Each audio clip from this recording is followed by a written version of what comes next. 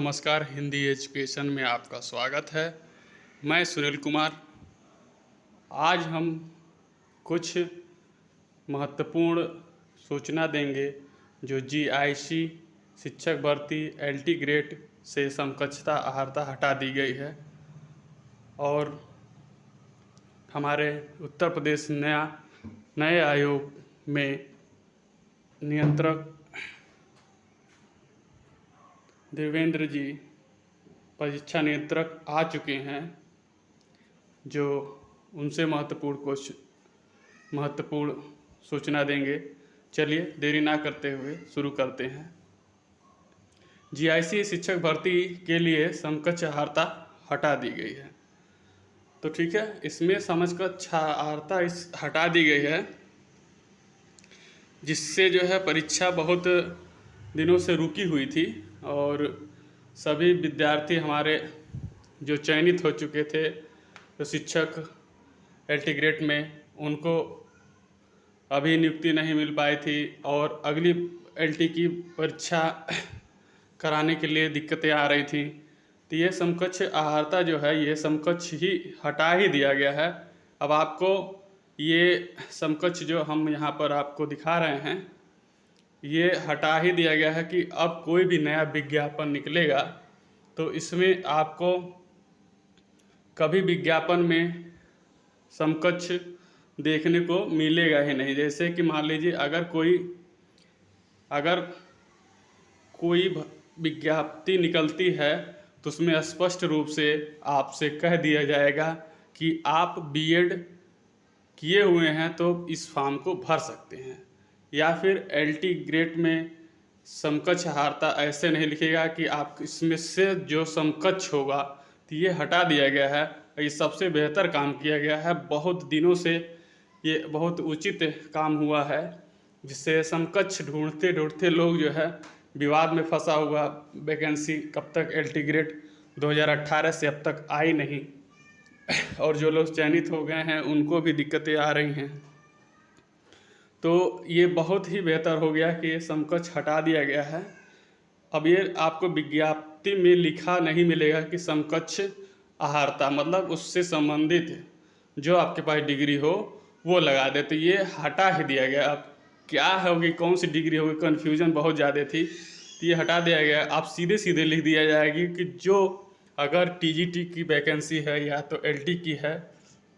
मैं समझा रहा हूँ कि जैसे मतलब समझ लीजिए आपको वैकेंसी आती है तो उसमें सीधे सीधे लिख देगा कि आपको टीजीटी इसमें मान्य है और इसके अंतर्गत जो लोग टीजीटी बीएड किए हुए वो मान्य होंगे और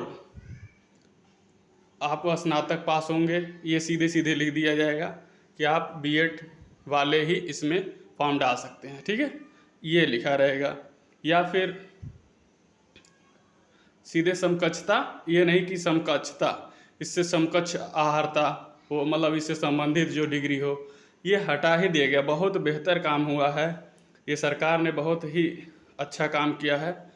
और जैसे कि इस न्यूज़पेपर में निकले हुआ है, आप लोगों ने पढ़ लिया होगा, थोड़ी देर हो गई हमको अपडेट करते हुए आपको।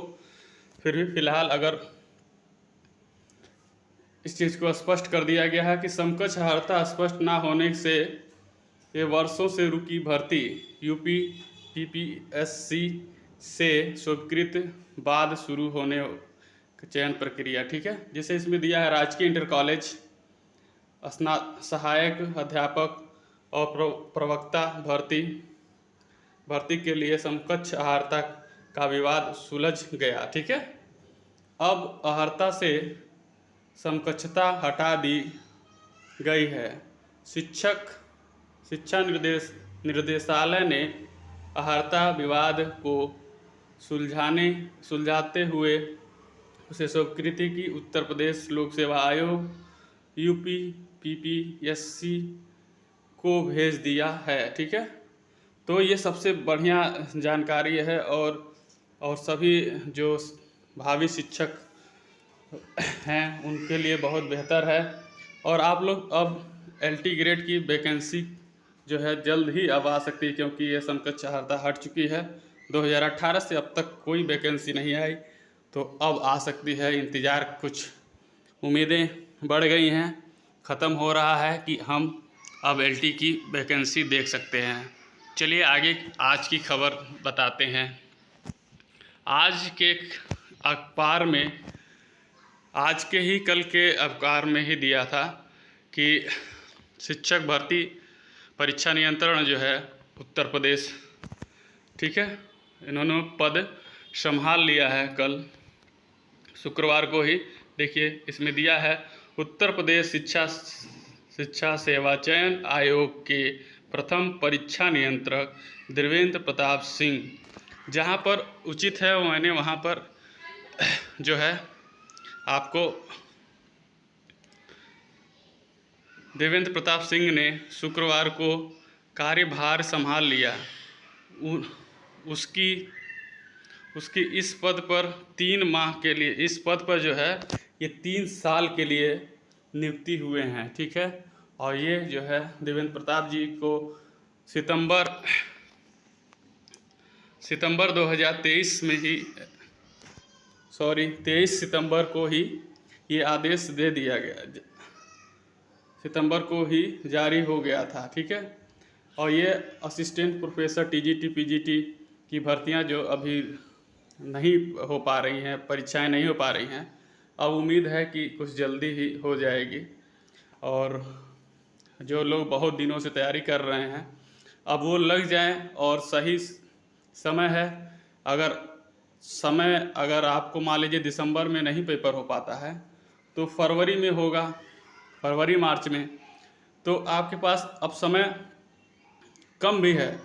इतना उम्मीद हो गया है कि अब कैलेंडर जारी हो जाएगा, आपको डेट बता दिया जाएगा कि इस फलां डेट में होगा, हो सकता है परीक्षा नियंत्रक आ चुके हैं तो शायद कैलेंडर जारी कर दिया जाए। अब इससे हमें क्या होगा कि हमें एक एग्जेक्टिव महीना मालूम चल जाएगा कि इस महीने में पेपर होगा और हमें तैयारी करने में एक मदद मिलेगी। और हम सभी साथियों से ये कहना चाहते हैं, ये जो है ये पहले राजस टंडन मुक्त विद्यालय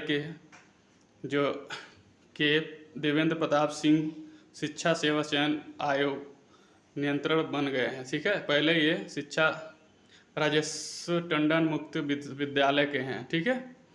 और इससे पहले आपको अध्यक्षता जो ग्रहण की हैं कीर्ति पांडे, वो गोरखपुर की हैं, तो आपको पता ही होगा।